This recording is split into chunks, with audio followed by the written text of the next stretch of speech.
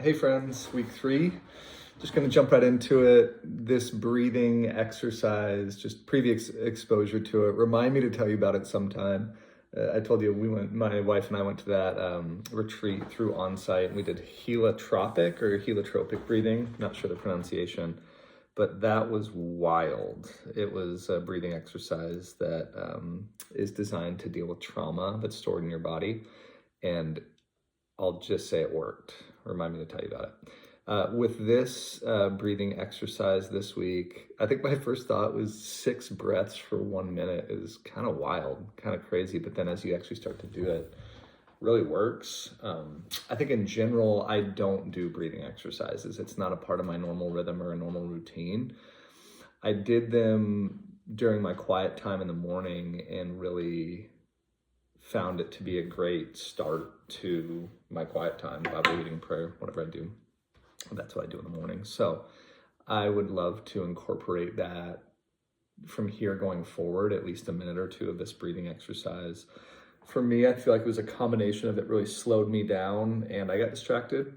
And so I think it was like a interweaving of slowing down and distraction, which I think is probably pretty normal and good. So that was my experience of it this week. Really enjoyed it, and I'm looking forward to trying to incorporate that into my quiet times going forward. One piece from the material this week was from Cynthia Erickson that I watched, just that lineup of videos that she had from the Fuller Studio.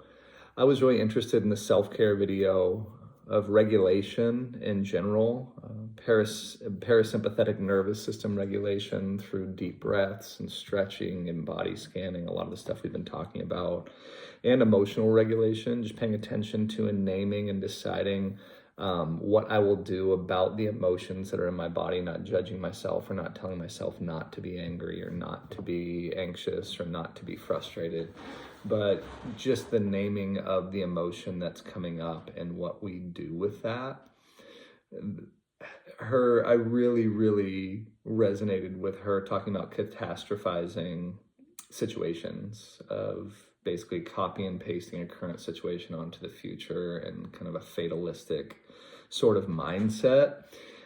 And so I really resonated with that. And I think in this past year or two that I've been through, actually 2 or 3 that I've been through, I'm just starting to realize so deeply how much my body has been affected, how much as I do body scans, or even think back and didn't even know about body scans as I was going through it, but I think back about the situations that I was in, realizing how tight my chest was, how short my breaths were, how shut down my mind felt in connection to a tight chest and short breath and some pretty traumatic moments, and how it felt like my operating system was just simply shutting down in the face of conflict, in the face of loss, in the face of what felt like catastrophe or trauma emotionally.